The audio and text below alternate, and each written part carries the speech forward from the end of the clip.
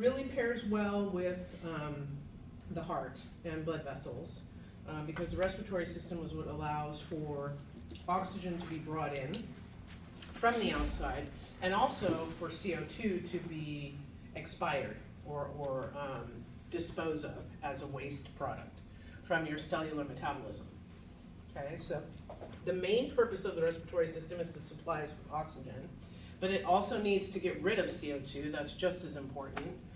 We're able to talk, okay, because of pushing sound airwaves over our vocal cords. Respiratory system gives us a sense of smell through our nose, okay, the olfactory nerves. And in removing carbon dioxide, the respiratory system can control the pH of your blood, which is very important.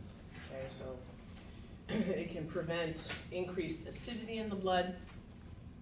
And then there's special movements that we're going to talk about. We're pretty much going to talk about the Valsalva maneuver and how that contributes and how you can reproduce that movement utilizing your respiratory system.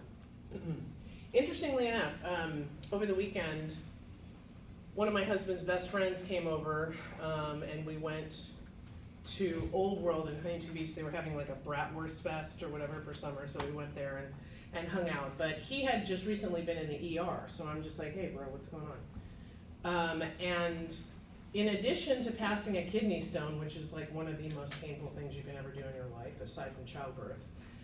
So he passed a kidney stone, but they noticed he was complaining of having a hard time breathing. So his breathing was very labored, and so they did some cardiac tests on him in the ER and found out that he had elevated levels of CO2 in his body. And they did a little bit more investigation and found out that his left ventricle is showing signs of not functioning properly for whatever reason. They're going to do a whole slew of other tests on him. But what's so important about the left ventricle? Systemic circulation. Yeah, where does it pump? To the body.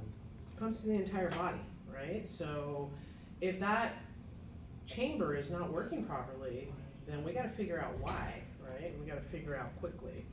So he's going to undergo a battery of tests to figure out what's going on there. So again, applying what it is you learn in class to outside and just the regular lay person that you may be talking to. It's like, okay, well, kind of interesting. I'm glad you went to see a cardiologist, and we need to get this looked at now. All right. Okay. So when we talk about the respiratory system, we can divide it into zones and tracts. Okay, and by the end of the lecture, you guys will know all the different parts. Okay, so when we mention them here, they're just basically boundaries, but you'll know in succession where the conducting zone and respiratory zone are located, as well as the upper and lower respiratory tract. So the conducting zone versus the respiratory zone, two zones in the respiratory tract. The conducting zone's job is basically to conduct air. It's just designed to move air through the tube. If you think of the respiratory system as a big tube, starting at your nose and your mouth and traveling down to the depths of your lungs. Okay, so the conducting zone is designed to conduct air, starting at the nose or the mouth, to these structures that we're going to get to called terminal bronchioles. Okay, so the conducting zone not only carries that air, but it warms it up, it humidifies it a little bit, okay? It filters out any impurities as best as it can, okay? And this is utilizing tissues like pseudostratified ciliated columnar epithelial tissue, which we'll talk about, to help grasp onto particulate matter. Mucous membranes, mucus, all of those goodies are involved in that. So the respiratory zone is a much smaller length of the tube, and it's the actual site of gas exchange. Okay, so this is where gas exchange actually happens. It's where all the magic happens. There's three structures involved: respiratory bronchioles, alveolar ducts, and alveolar sacs. All three of those are considered part of the respiratory zone, and just those three. Okay, so it's a smaller length of the tube, but it has the most important job because that is where gas exchange occurs, okay? All right, so aside from that, if we're gonna divide it into tracts, the upper respiratory tract, again, starts at the nose or the mouth and goes down to a structure we call the larynx, which we're gonna identify shortly, okay? So inferior to the larynx, we have what's called the trachea, which is basically your windpipe. So from the trachea all the way down to the depths of your lungs, that's called the lower respiratory tract, okay? So if somebody has an upper respiratory tract infection, okay, they probably maybe have a stuffy nose, a cough, mucus in the throat, kind of stuff like that. If somebody has a lower respiratory tract infection, for example, maybe they have pneumonia, like walking pneumonia or something. That's a little bit deeper in location. Okay. All right, so what we're gonna do is we're gonna start with the structures that air flows through and just go in order all the way down the tube. So, first we're going to start at the nose. So the nose is one of two locations where air can enter, so aside from the mouth. So the nose is designed not only to take in the air, but also to warm it up and to moisturize it, give it a little bit of moisture, okay? We do get air sound waves that resonate through our nose for speech, so when we're talking, so it has a little bit of speech properties. One thing we didn't look at in lab, but I want you guys to know, is that we have sinuses in the skull bones called the paranasal sinuses, and they're paranasal because they're located on either side of the nose. Okay, so the way you remember them is FEMS, F-E-M-S. So there's frontal, ethmoidal, maxillary, and sphenoidal. It's basically just named for bones where those spaces are found, okay? So if someone has a sinus headache, you know, and they're pointing to their frontal bone, it's probably their frontal sinuses that are pissed off, okay? Okay, so in the nose we also have olfactory receptors. So the very first cranial nerve, olfactory cranial nerve 1, which we'll talk about later when we get into nervous system, those nerve endings go through those cribriform foramina, right, that we identified on the cribriform plate. And what bone is that a part of? The ethmoid bone, yeah. So those olfactory receptors, those nerve endings are dangling through those cribriform foramina, and they're picking up stimulus from what it is you are smelling, okay, through the nose. Those nerve endings get excited, and they send action potentials to your cerebral cortex for conscious level processing of what it is you're smelling, okay? Are you smelling a rose, or are you smelling a dirty baby diaper, right? Two totally different smells, so. That's what happens in the nose at the olfactory receptors. So over the nose, the skin is thin. We have oil glands there. We already know all the bones. Yeah, nothing else really new there. Okay? All right. So air goes from the nose into what's called the nasal cavity. So basically posterior to the nose, this entire area, which we're going to identify structures in it in lab when we get to it. Okay. So the nostrils are formally called external nares. Okay, we have one on either side, divided by the nasal septum, which we know is the perpendicular plate of the ethmoid bone and the vomer coming together. The hard palate. Okay, so the roof of your mouth, the hard palate. What two bones make up the hard palate again? Palatine and maxillary. Yeah. So the roof of your mouth essentially makes the floor of the nasal cavity. So the nasal cavity, the floor of it is the hard palate, okay? Posterior to the hard palate is the soft palate, and that's more of a muscular structure, okay?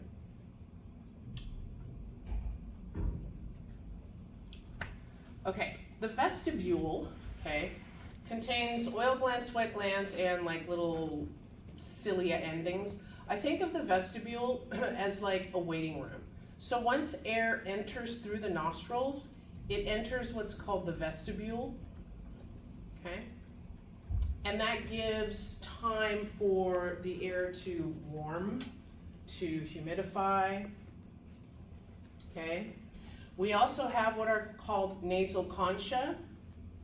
Okay, nasal concha are outcroppings of bone. We've identified inferior and middle in skeletal system already. So those concha are designed to take the air that you're breathing in and basically give it like a vortex type of pathway. So that air takes like a circular pathway as it's going posterior through the nasal cavity. It's not just a straight shot back there. And it does that in order to, again, give air time to humidify, moisten, give the epithelial tissue time to grab onto any particulate matter that happens to be there, okay? Gives mucus a little bit of time, again, to latch on to anything that might be not O2 related, because we don't want that going down to the depths of our lungs. The only thing we want going down to the depths of our lungs is pure oxygen, okay, with the minimum amount of particulate matter possible. The nasal concha is continuous, or the nasal cavity is continuous with what's called the nasopharynx, and we'll talk a little bit more about this in just a second. So this posterior area kind of the nasal cavity, just behind the hard palate, this whole region here is called the nasopharynx. Okay, and I have some other slides that show this nicely too. All right, so nasal cavity down. The respiratory tract has mucous membranes, okay? It's got two different kinds of mucosa. So it has olfactory mucosa and it has respiratory mucosa. Olfactory mucosa is only cranial nerve 1 nerve endings that are going through those cribriform foramina, okay? Those nerve endings are lined with mucous membranes, okay, and they're gonna latch on to particulate matter and or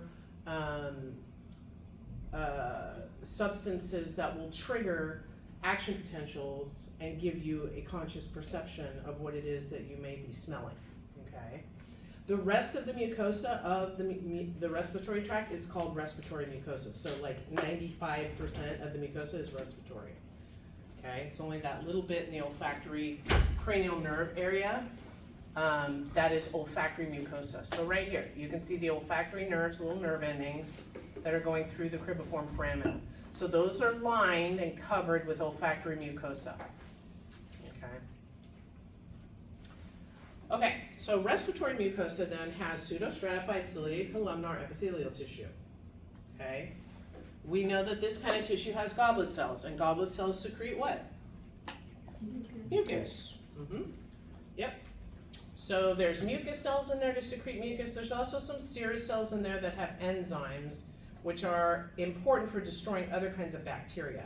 So mucus is gonna latch onto particulate matter, and if there's something foreign that needs to be like broken down, then the serous cells that are located there will also secrete some enzyme to help break that down. The nice part too is underneath the epithelial tissue, we've already looked at lamina propria in lab.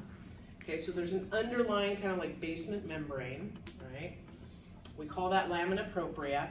In the lamina propria of the respiratory system, we have lymphocytes and we have plasma cells. So we basically have white blood cells that are hanging out, waiting for anything foreign. And if something foreign occurs, then they will jump out and do their job. Until then, they're just hanging out in the lamina propria. So you've got kind of like a second line of defense. In addition to the mucus and the serous cells, you've got white blood cells that are hanging out, okay? Which is important, because if you think about it, you're going out and about, outside, inside, wherever you are, you have no idea what kind of particulate matter is floating around. I mean, somebody could have just sneezed and you walk right through it, right? Like, you just don't know. So you want to have a huge line of defense to prevent anything foreign from going down the tube, essentially. So cilia, okay, is extremely important because it's going to move mucus. You guys make a quart of mucus a day. Okay, about a quart of mucus. There's 4 quarts in a gallon. So you make a quart of mucus every day. And that mucus lines your trachea, and it prevents foreign objects from getting trapped down into the depths of your lungs.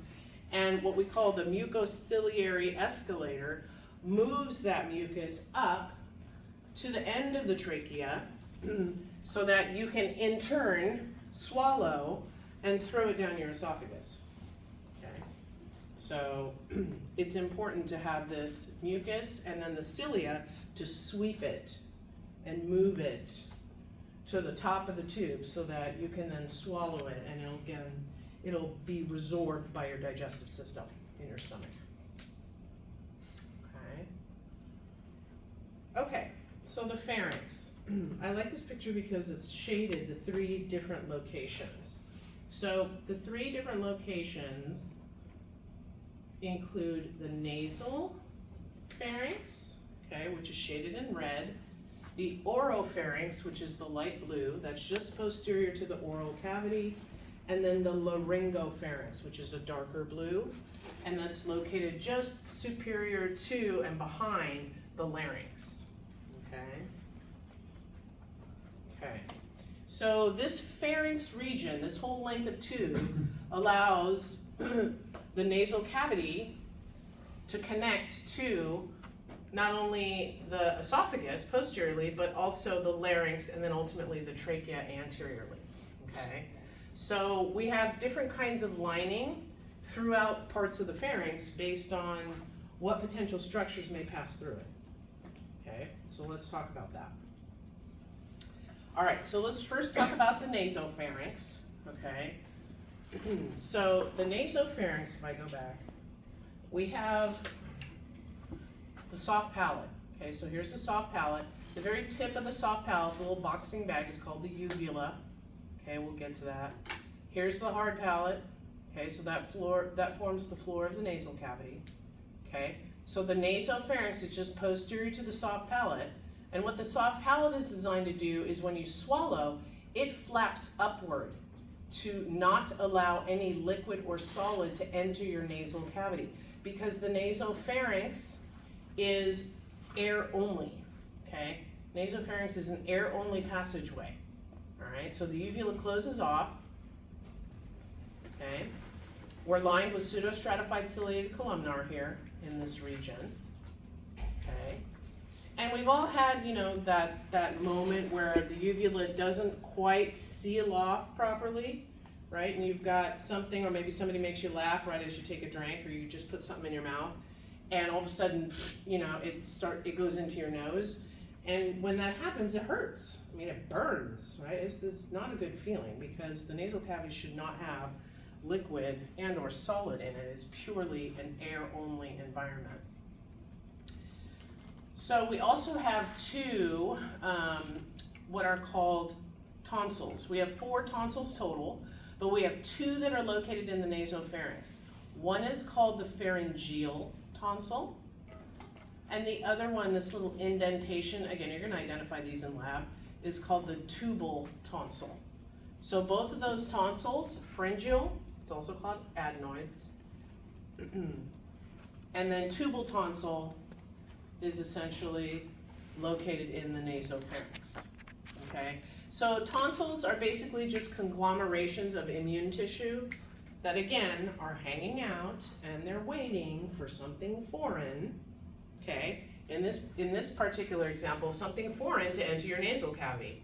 And if something foreign does, then you've got 2 avenues, again, in addition to the mucus and the serous cells, in addition to the lamina propria with the white blood cells, now you've got tonsils that can also kick in and provide an immune response if needed, okay? Okay, what else? Okay, so oropharynx, going down the tube. So from the soft palate here down to the hyoid bone, which is right here, so you can use that kind of as your boundary. So soft palate to the hyoid bone is going to be the oropharynx, okay? So the oropharynx is a little different than the nasopharynx because it can carry food, meaning solid or liquid, and air, okay? So we're changing epithelial tissue here. So do we want a single layer of cells or multiple layers? We want multiple layers of cells. Pseudostratified ciliated columnar epithelial tissue is a single layer of cell or more than one? It's a single layer, right? So we're going to switch tissue now to stratified squamous for protection, okay, because we eat things that are sharp edges and whatnot. And then we kind of wrap up with the last 2 tonsils in the oropharynx.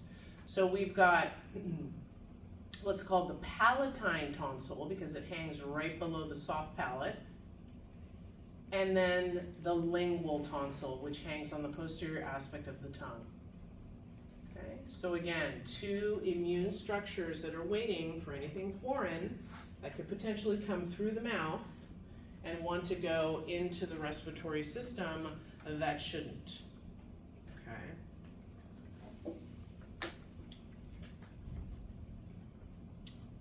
Okay, so that leaves us then with the laryngopharynx. So the laryngopharynx, let me just label this again so we know where we're at. Nasal, oro, laryngo. So laryngo still has food and air, okay? Because it's just an extension of oro. So now we're going inferiorly. Food, liquid, and air can go into the laryngopharynx. So we're still hanging on to the stratified squamous, okay? But the laryngopharynx then is continuous with the esophagus posteriorly and the larynx anteriorly. Okay, so the larynx sits on top of your trachea.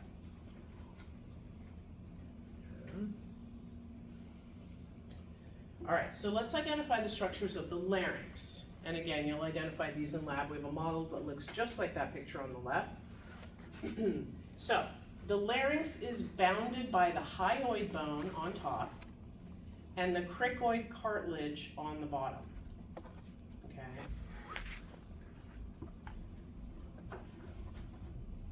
Okay.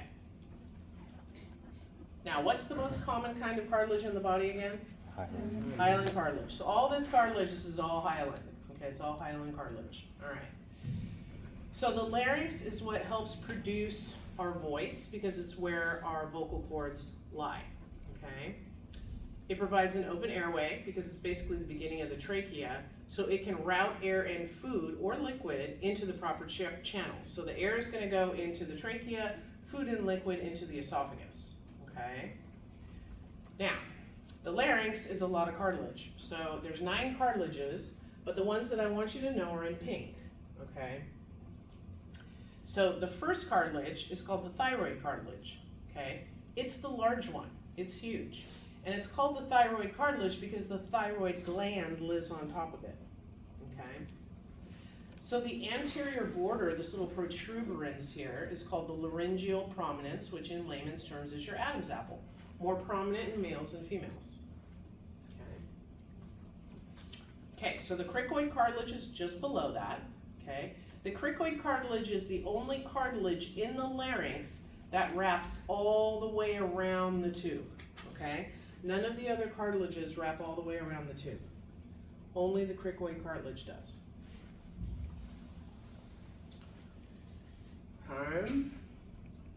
Okay, then on a sagittal view, we've got these arytenoid cartilages that look like, they're just little projections. And the arytenoid cartilages are important because this is where the vocal cords attach themselves to. So that's why it's important to know where the arytenoids are located. So you've got your vocal cords attaching to that. So on the next slide, I've got vocal cords listed for you, but we have a false vocal cord and we have a true vocal cord. The false vocal cord is also called the vestibular fold. The true is also called the vocal fold. And I always remember false on top, true on the bottom when I'm identifying the structures. It's kind of like in the pelvic girdle. The false pelvis is on top and the true pelvis is underneath. It's like the same kind of concept. So false on top, true on the bottom, okay? And then the last structure, giant guy here, is the epiglottis. So epiglottis is actually elastic cartilage.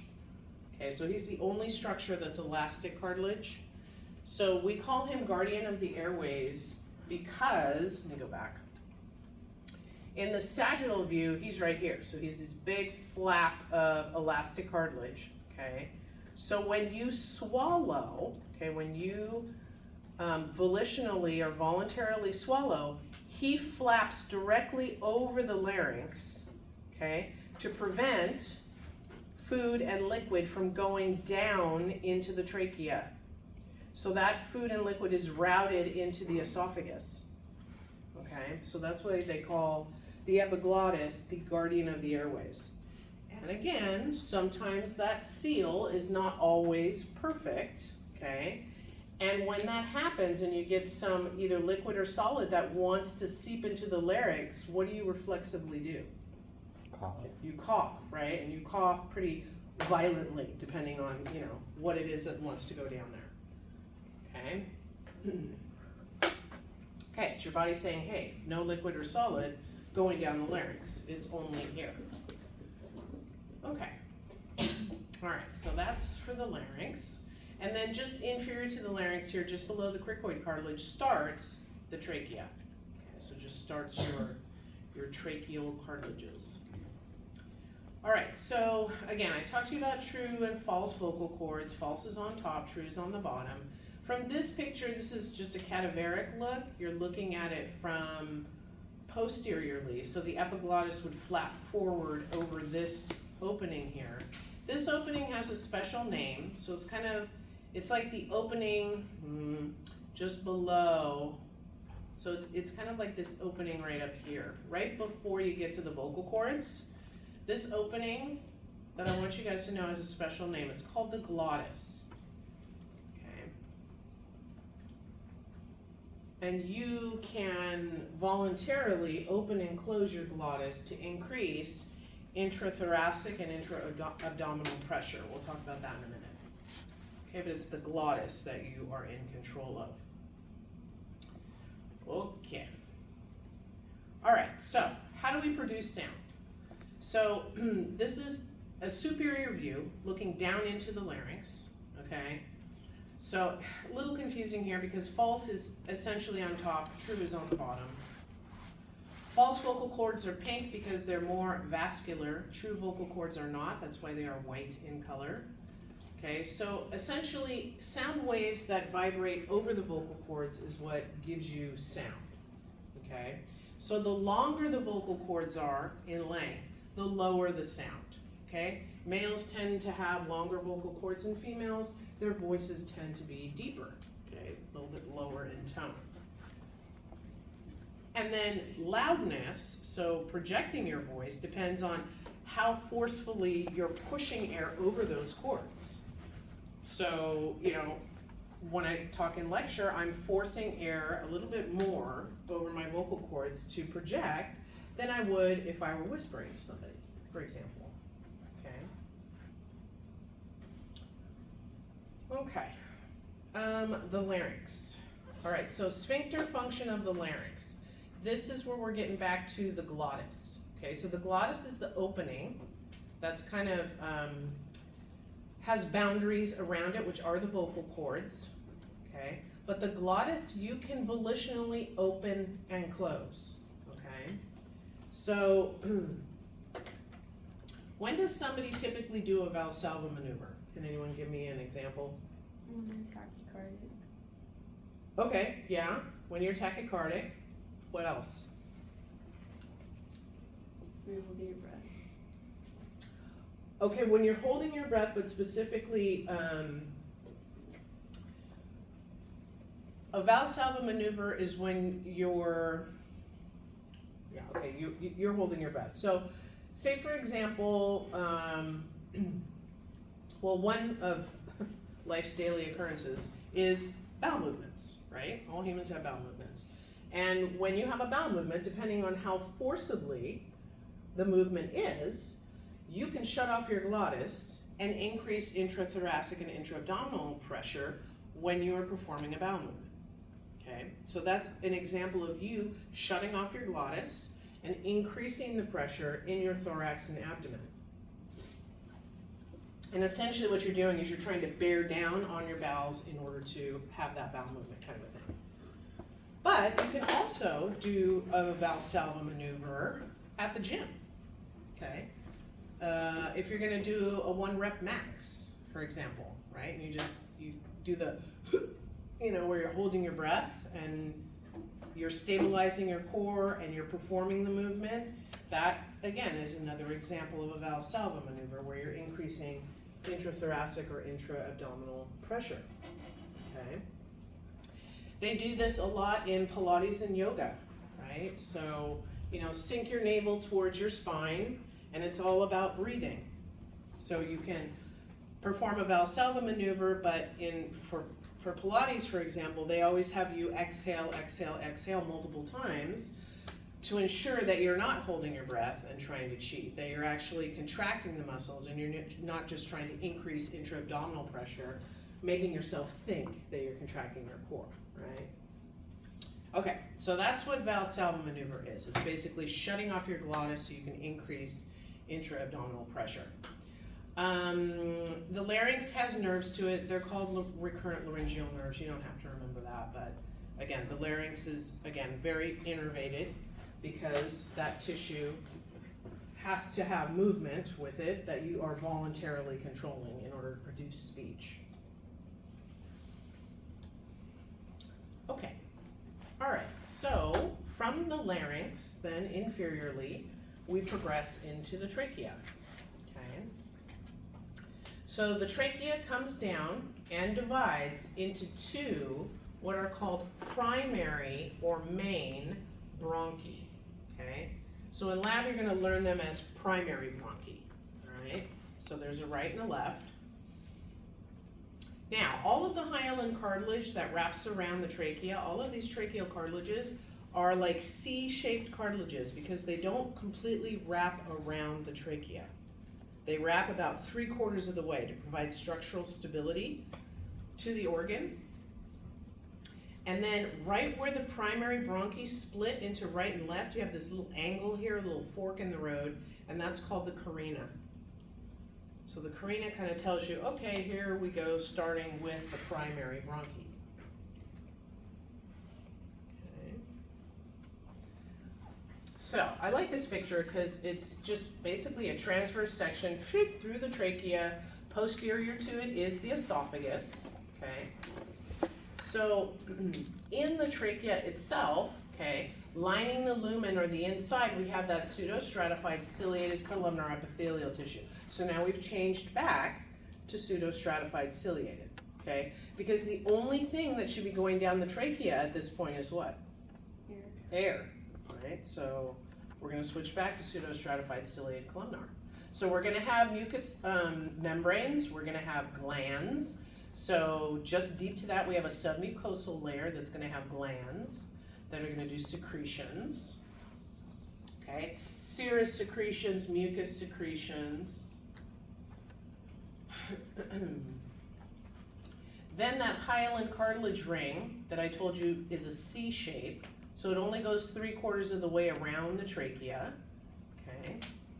And then most superficially, you have an outer layer of connective tissue for structural stability, and we call that the adventitia. We'll talk more about adventitia in the digestive system too. So can anyone think of, like, functionally why the trachea, those cartilages only go 3/4 of the way around? Why don't they go all the way around?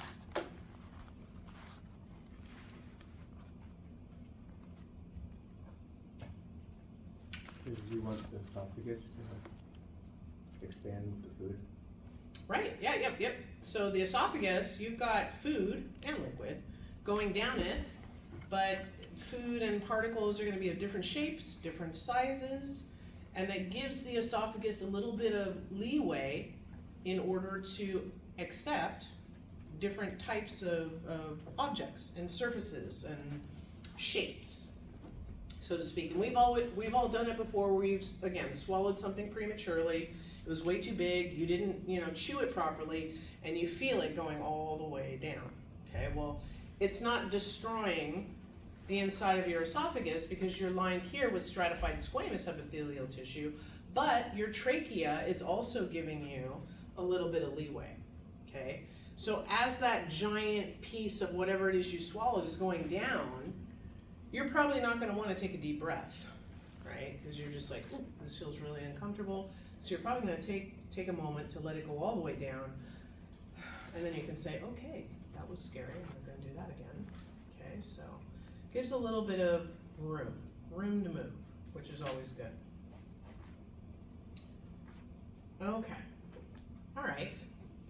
So let's talk about the lungs. The lungs, again, left and right, we're gonna identify all these structures in lab.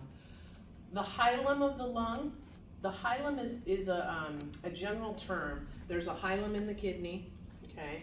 And it basically means the area where blood vessels and the trachea enter and exit each lung as an organ. So it's like an indented region where you've got structures entering and exiting the lungs as an organ. So it's posterior on both of these lungs. Okay, so it's just an area. The base of the lung sits on the bottom. So the base is going to rest on the diaphragm. The apex is at the top, again, like the apex of a mountain. Okay, the apex of the patella. And then on the right side, the right lung has 3 lobes. The left lung has only 2 lobes. Okay. We have oblique fissures on either side. On either lung, we have an oblique fissure. Oblique means what? At an angle, right? So it's coming at an angle. It's a fissure at an angle. And then the right lung only has a horizontal fissure. It's not beautifully horizontal, but it attempts to go horizontally, and that's what creates 3 lobes on the right lung. Okay. So how do I remember the right lung has 3 lobes versus the left lung has 2 lobes? Well, I go back to the heart, and I say the tricuspid valve has 3 cusps on the right, and the bicuspid is on the left and only has 2. Well, the same thing applies to the lungs. So again, it's just like a reverberating concept that you can apply to different organs. Okay. All right, the left lung is going to have a cardiac notch to it, so that's going to give the heart a little bit of room. So it's just like an indent. And then we'll look at lobules in lab. We have a nice model that shows you microscopically what lung tissue looks like. Really amazing stuff. Okay, so that's general anatomy of the lungs. So now let's look at that serous membrane again. Okay. So the lungs are tightly nestled in pleural cavities, right, which are lateral to the mediastinum. Okay, so we already know the mediastinum contains the pericardial cavity, but then above it is where the great vessels exit and enter the heart. Okay, so on either side we have a pleural cavity. So surrounding the lungs we have a serous membrane. And we know serous membranes have 2 different layers. The outer layer of a serous membrane is called what? The parietal layer. So because we're talking about the lungs, the parietal pleura. And the inner layer that lays directly on top of the lungs as an organ is called what? Visceral pleura. And then in between them, we have a cavity. It's called the pleural cavity. It's filled with fluid. It's going to reduce friction. Nothing new here. All right, so the 2 layers, okay, of that serous membrane of the lungs, separated by fluid, okay? If you imagine like 2 panes of glass. You're holding 2 panes of glass, and then you put water on one of them, and you put that top pane on the bottom. So you got 2 panes of glass with water in between, okay? So you can move those panes of glass really easily, especially with water. It makes it really slick, really easy, reduce friction, okay? But if you were to try and take that top pane of glass up off of the bottom one, do you think that would be easier or difficult? Difficult. It would be difficult. Why? Surface tension. So water, right? The cohesive nature of water would make it difficult. So you'd really have to make an effort to remove that top layer. Well, there's a reason for that, okay? And we'll talk about that when we talk about breathing. Okay, atelectasis is essentially a collapsed lung. So when you disrupt the pressure, okay, including the fluid in the pleural cavity, you can get a collapsed lung. You can get excessive fluid, okay, putting pressure on the lung, causing it to collapse, okay? A pneumothorax is air in the pleural cavity. So say you fractured a rib, and that rib fracture penetrated and punctured the pleural cavity. You could have a pneumothorax, which means there's excessive air in that pleural cavity. That's going to disrupt that equilibrium of the membrane. So usually people that have something of that nature, they have some sort of chest tube in temporarily to restore that natural balance. and allow the body to heal. A hemothorax is when you get excessive blood in the pleural cavity, again, due to injury. Okay. Again, blood can cause increased pressure, it can cause atelectasis, it can cause a collapsed lung. Okay, so these are just a couple of the pathologies that can happen.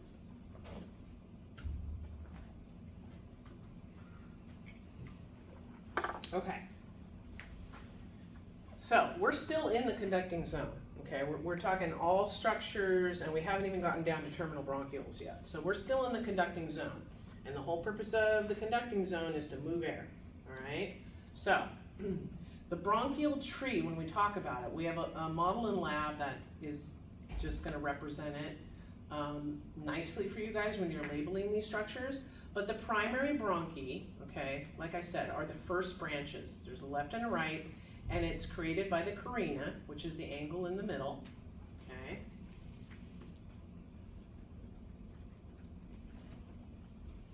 The right one tends to be a little wider, a little bit downward facing, but again, that's not anything that you necessarily have to remember at the moment. Get that detail later. Okay, so once we hit primary bronchi, okay, so air goes in left and right, primary bronchi, then it's going to go down a series of tubes where the diameter is going to get smaller and smaller and smaller, okay? So, from primary bronchi, we go into secondary bronchi. Bronchi is plural. Bronchus, US, is singular, okay? And then from secondary bronchi, in the picture, the colors represent tertiary bronchi. Okay, even smaller diameter. Okay, then from tertiary bronchi, we go into even smaller bronchi called bronchioles. Oh, that kind of sounds like arterioles and venules. Smaller. Okay, so smaller bronchioles, less than 1 millimeter in diameter. Okay, you don't have to memorize that, but just, you can imagine how small this is. And then we finally end at terminal bronchioles, which is less than 0.5 millimeter in diameter. Crazy, crazy. So the amount of branching that occurs in the lungs as an organ, insane. Millions of branches, millions. Okay. So terminal bronchioles now signifies the end of the conducting zone. So that's the end of the line for air coming in. Now the next structure that air enters begins gas exchange. Okay. So we talked about the nose and all structures up to terminal bronchioles, and that's the conducting zone. So now starts the respiratory zone. And the respiratory zone is going to start with what are called respiratory bronchioles. Respiratory bronchioles branch off of terminal bronchioles. So they're even smaller, okay? And respiratory bronchioles lead into what are called alveolar ducts. So we know ducts are passages, okay? Ducts are channels, right? And alveolar ducts, down here, leads into a sac of alveoli, into an alveolar sac. An alveolar sac is a collection of individual alveoli, which is plural. Alveolus is singular. Okay.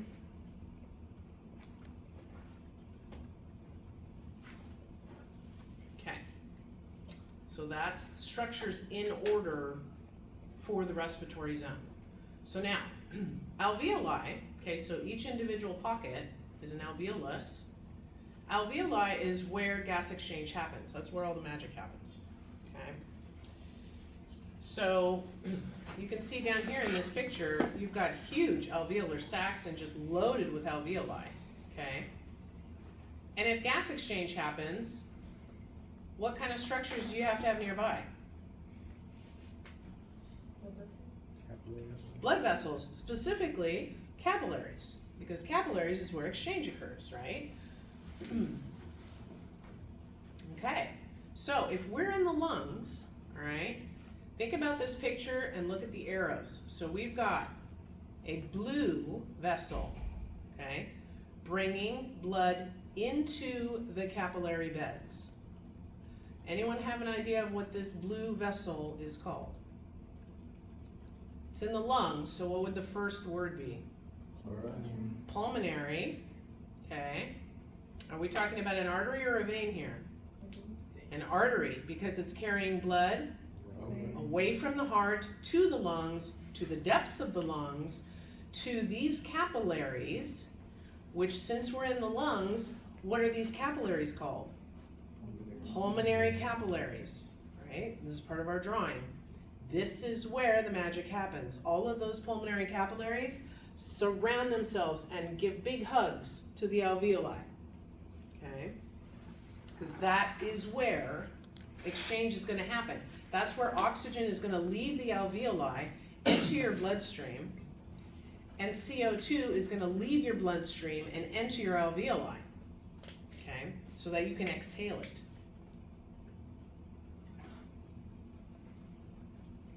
Okay, so alveoli superficially, okay, without the capillaries on it, superficially has elastic fibers on it. So the elastic fibers basically help keep the alveoli in their native shape, okay? Because on the inside of alveoli, we've got humidified air, moistened air, warmed up air, all right? And if something's humidified, that means water's involved, right? And we know water has a big cohesive characteristic to it. It wants to stick. So if we're in the depths of the lungs, we don't want a lot of stickiness, okay? We want exchange, but we don't want, for example, alveolar walls to stick together. We want alveoli to stay inflated, to stay round and circular, so that they can accept the oxygen, throw it into the pulmonary capillaries, and then take CO2 out of the pulmonary capillaries and head it in the reverse direction so that you can exhale it out your nostrils or your mouth. Okay? So at the depths of your alveoli, okay, so within each alveolus, you have macrophages, okay? So you still have cells at the depths of your lungs that are designed to remove particles, macrophages, garbage trucks. So they're designed to remove anything that may have gotten past the tonsils, past the pseudostratified epithelial connective tissue, past the lamina propria with the white blood cells, okay? Anything that was smart enough to get down to the depths here, those alveolar macrophages are going to kick in and say, hey, you don't belong here, we're going to break you down.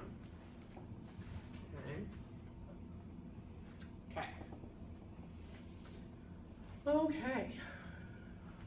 All right, so alveoli, right? Little pockets. So in this picture, we've got 1, 2, 3, 4. So alveoli, structurally, it's just a single layer of simple squamous epithelial cells, right? Because that's perfect for what kind of cell transport? Passive transport, specifically diffusion, right? Exactly. Yep.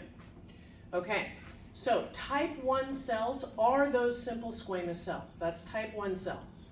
Okay, they give it a special name when it's in alveoli. All right. Okay, so scattered amongst these type 1 cells, you have these little green structures. Okay, those are called type 2 cells.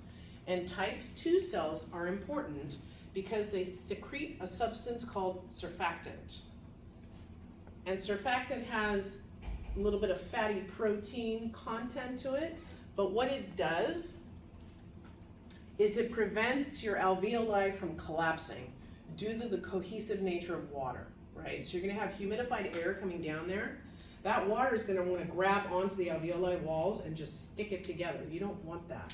You want them to stay open. So surfactant reverses that. It slicks down the walls and prevents those alveoli from collapsing, okay, to promote gas exchange, because we need it constantly, 24/7, 365, as long as you're on the planet. Okay, so type 2 cells also can repair any kind of damaged cells squamously if the squamous cells go down. All right, so those type 2 cells are kind of a big deal. We need surfactant.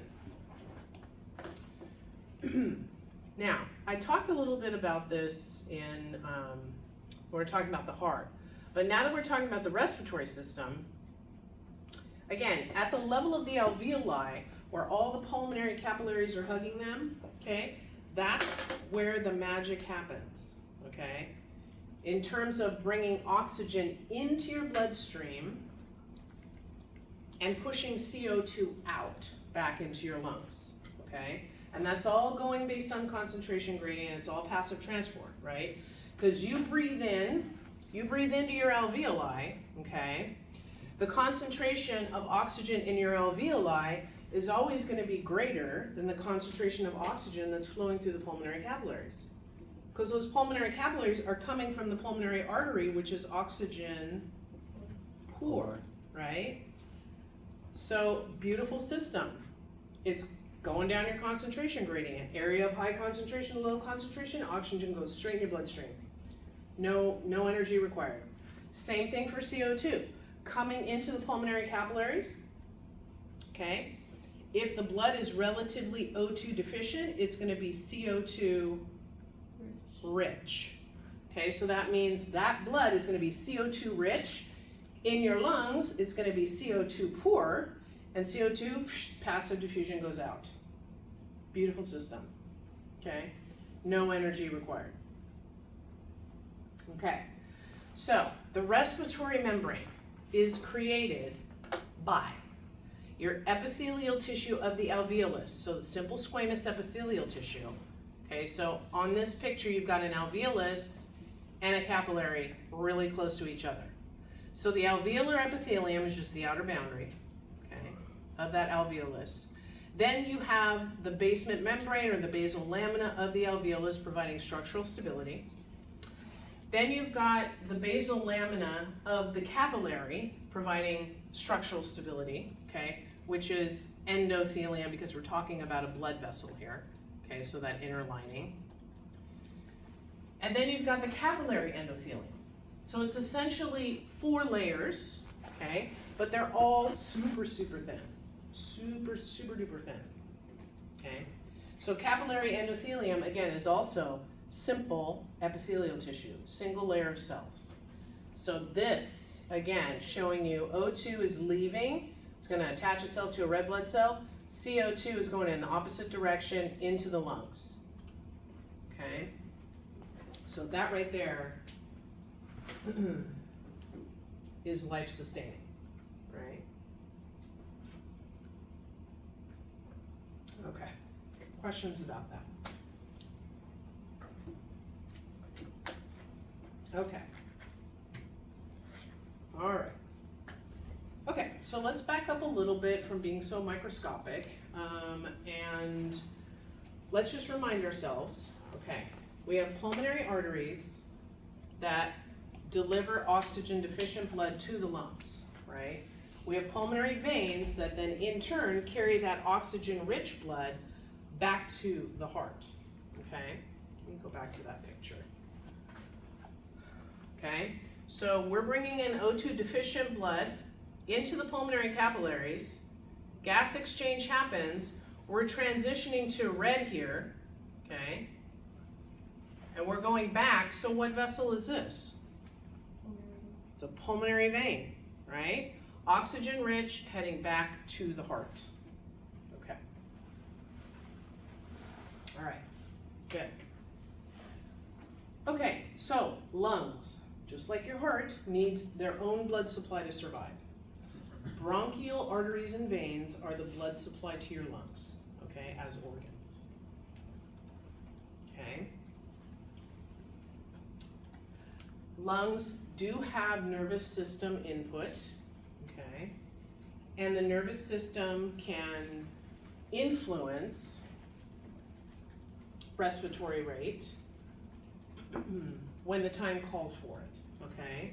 So for example, if you're in a fight or flight situation, okay, and the sympathetic nervous system is in control, you're gonna wanna dilate your airways. Why? More oxygen. Right, more gas exchange, right? More, we need more. We're in an emergent situation, we need a huge influx of oxygen, dilate those airways, okay? If we're resting and digesting, we don't have that kind of demand. So the bronchial tree can constrict, okay? Students always get this confused with blood vessels, okay? Blood vessels are different than airways. Okay, so if a sympathetic nervous system is in control for blood vessels, it's going to cause constriction.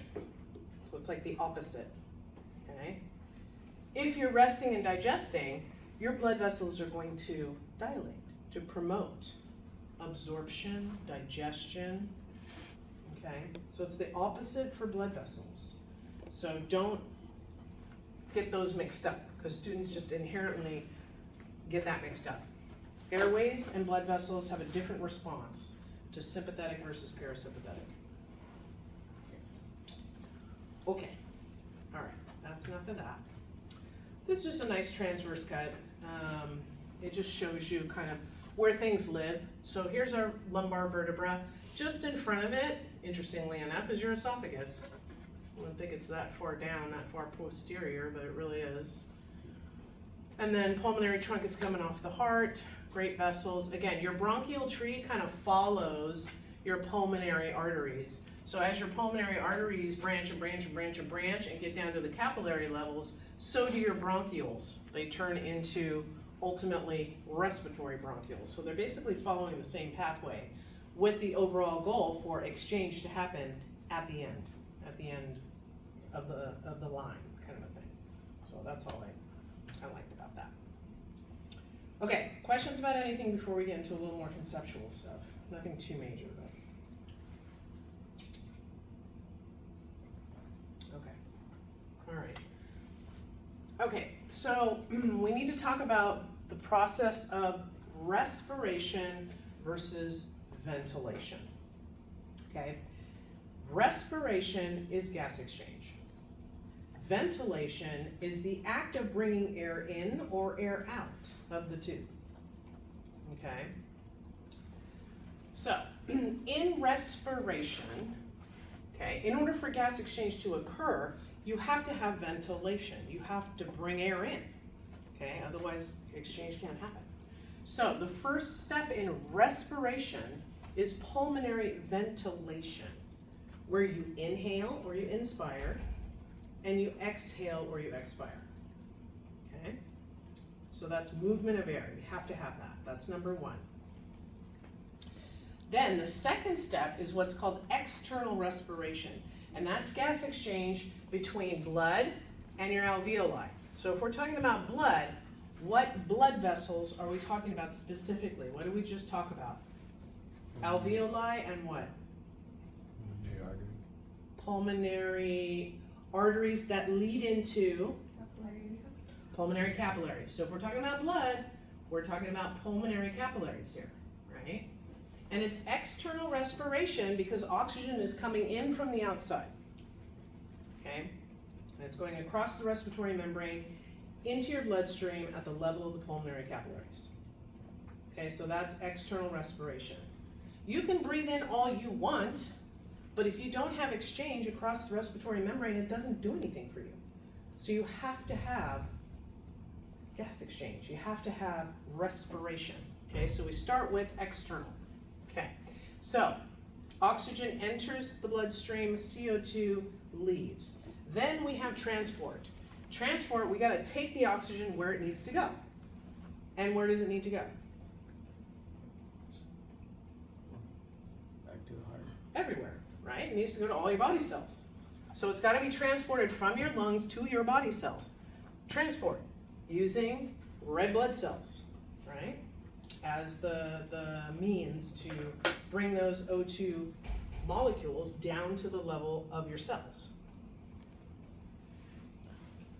Okay, so once it gets down there, okay, Once that oxygen-rich blood gets down to the level of your cells, then we have to have internal respiration. You have to have another form of gas exchange, okay? And this is going to be gas exchange between capillaries and your body tissues so that your tissues can absorb that oxygen that you just inhaled. So what capillaries are we talking about here? Systemic. Yep. There you go. So again, you have to have internal respiration, okay? If there's no gas exchange, then those oxygen molecules are just gonna keep on going past systemic capillaries. It's gonna enter veins and go back to the heart, and exchange wouldn't have happened.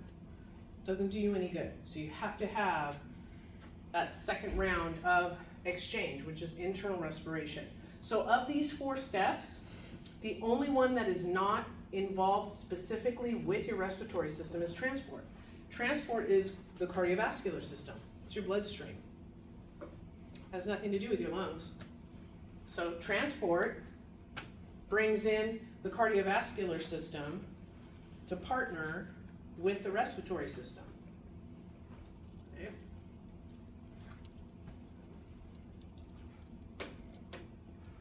All right. Okay. Whoop. So let's talk a little bit about breathing. This is probably the most conceptual thing that we're going to discuss. So when we talk about breathing, I like to just, and you don't have to memorize this, but I know you guys have seen this, PV equals nRT, right? Boyle's law. Pressure and volume equals some sort of a constant, rate and temperature, whatever.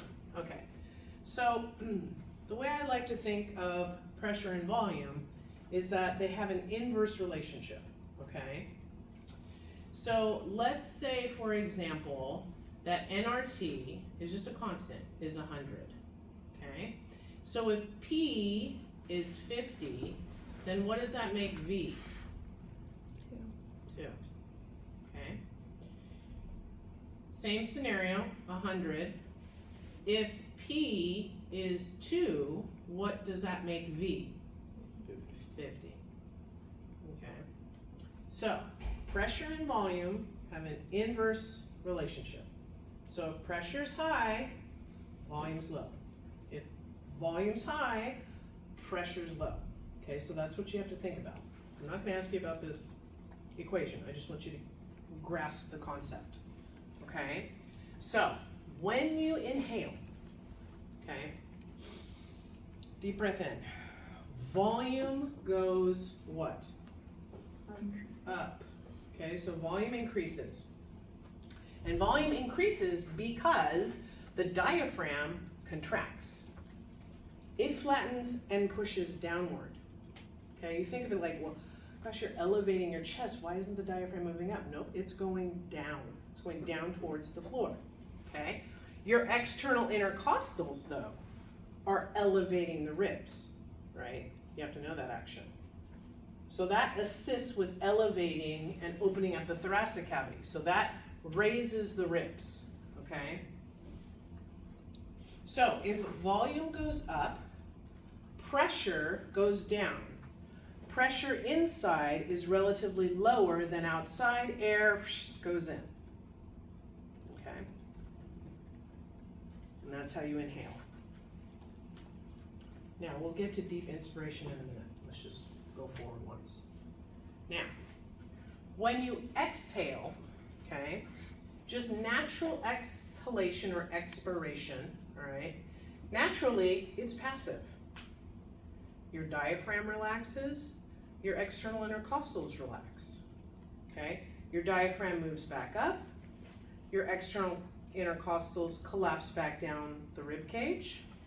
That brings volume down and pressure up. So the pressure inside is higher, relatively speaking, than the outside. Air goes out. Okay? Okay. So you can see here that the diaphragm pulls down. Okay? When the diaphragm pulls down, when you're breathing in, okay, it's going to pull on that pleural membrane. on those two panes of glass with water in between, okay? So the diaphragm is gonna pull your parietal pleura, and it's going to facilitate expanding the lungs. It's gonna pull the membrane right along with it, okay?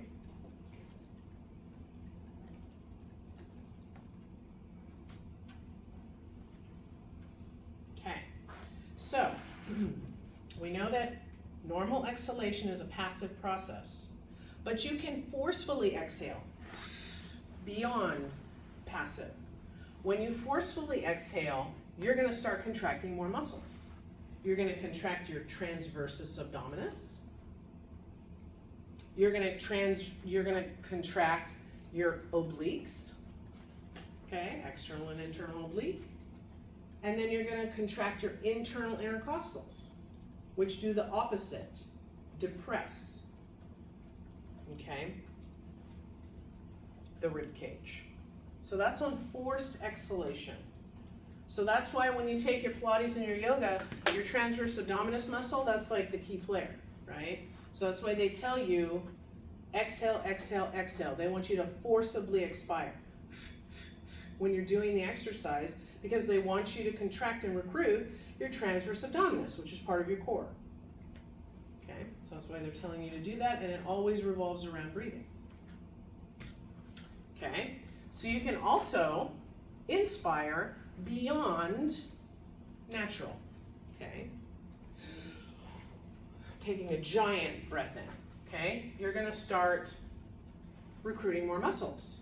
Your scalenes, okay? Sternocleidomastoid. Pec minor, because you're extending the chest out. Your erector spinae, okay?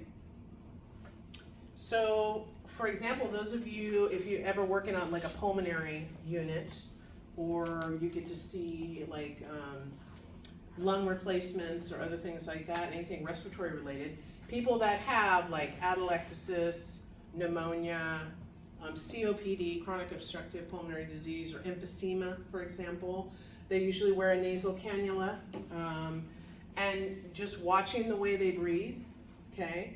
When you can't get a normal inhalation, okay, contraction of these muscles becomes normal for those types of patients. So when you see them breathing, because they have to struggle to get such a good breath of air, you'll see their scalenes contracting, you'll see their sternocleidomastoids. Okay, you'll see that they're constantly trying to elevate their chest every time they breathe. Okay, so their body is trying to recruit everything it possibly can to get air in. Okay. Okay. Questions about breathing in, breathing out? Okay. That's pretty much the only conceptual thing of this whole. As far as the brain is concerned, we know that the nervous system can affect your ability for your airways to get bigger or smaller, depending on the situation, okay? But what that revolves around is it revolves around the chemistry of your bloodstream, okay? So the chemistry of your bloodstream is constantly being monitored. Your O2 levels, your CO2 levels. Are they normal? Are they too high? Are they too low, okay? And there are two areas in the body, okay, where we have special chemoreceptors, okay? We've heard this term, we know what chemoreceptors are. They're sensitive to chemicals. They're sensitive to your blood chemistry, okay? So we have what are called aortic bodies and carotid bodies, okay? And these are chemoreceptors. Aortic bodies live in the aortic arch, okay? We'll identify that part of the vessel later, but they live there. Carotid bodies live in your carotid arteries, okay, which are going to feed your brain. Okay, the aorta is going to feed your body. So they're located in two perfect avenues to keep an eye on things. Okay, because not only does your body need oxygenated blood, but your brain sure as heck does, right? So if anything is off, okay, so say you've got elevated CO2 levels. If you've got elevated CO2 levels, That's gonna trigger these chemoreceptors to fire off, which is gonna tell your medulla, I'll write medulla in here, yeah, your medulla, portion of your brain, okay, to tell those airways to dilate, to increase gas exchange. We got too much CO2 in here, oh my God. Let's increase respiratory rate and dilate the airways. Okay, so that's how we control respiratory rate. So at any one point in time, if your blood chemistry is off, your body's gonna kick in whether you like it or not, and you're gonna start breathing heavier in order to offload CO2 if you're starting to build up too much, because that makes your blood acidic. Your body does not like that, so it's going to start increasing your respiratory rate and dilating your airways so that you can offset it. Okay? All right. That's about as much detail on here. Don't worry about the pons and the hypothalamus and all that. We'll get to that in the nervous system. Okay, so the medulla is the game changer. Questions? I think this is the last thing. Yeah. Good. Okay, all right, half hour, get some sunshine, get a snack. We'll come into